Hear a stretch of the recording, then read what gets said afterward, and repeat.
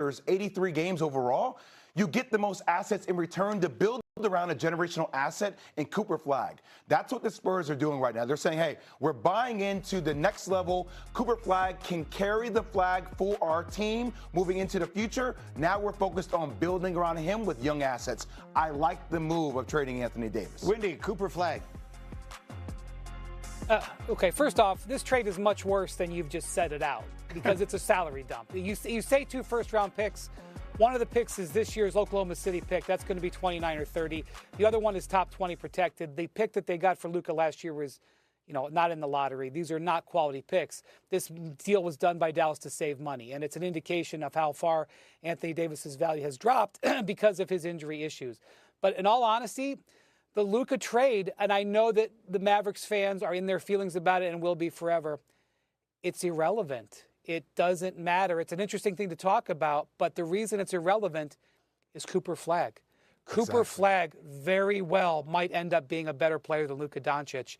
And, it's still early, but this, not only that, I don't know if we've been so focused on the trade deadline. Cooper Flagg just had his best week of the season and is putting up jaw-dropping performances night after night, and the Mavericks are doing the exact correct thing, which is to clear out their bloated cap.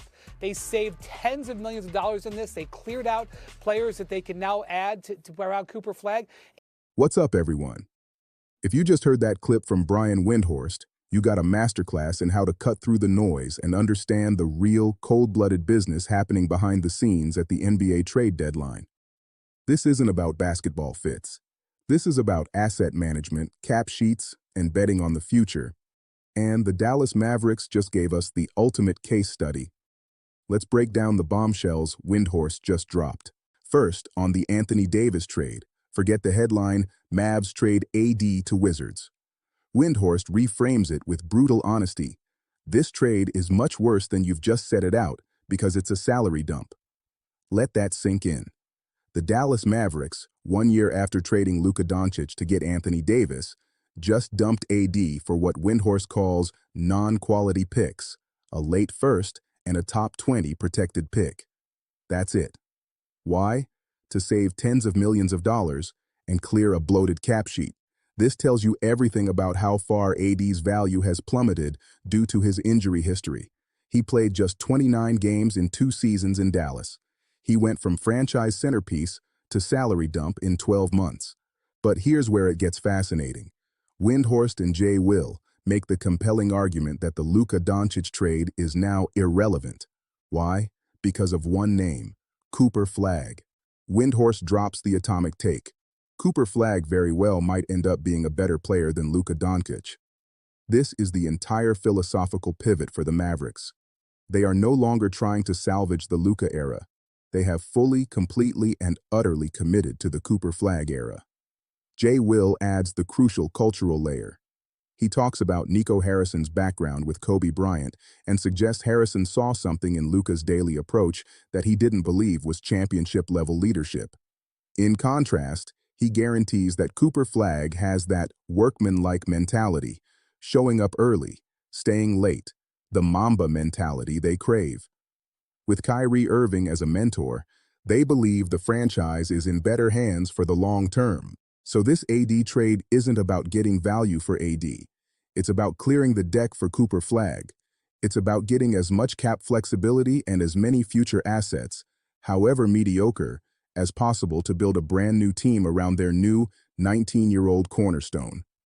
They are essentially hitting the full reset button 1 year after a blockbuster, and they're doing it with zero hesitation. This logic then extends to the other huge story Windhorst highlights, the shocking lack of a market for Ja Morant.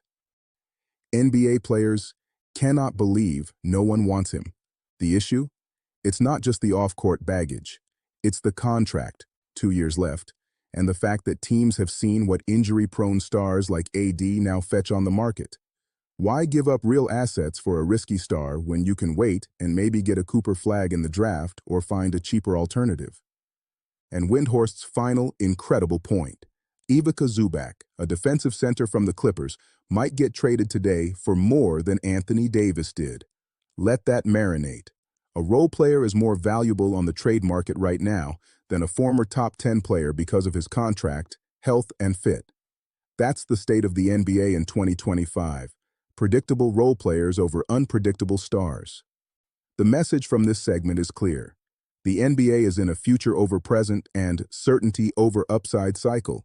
The Mavericks are all in on Cooper Flagg.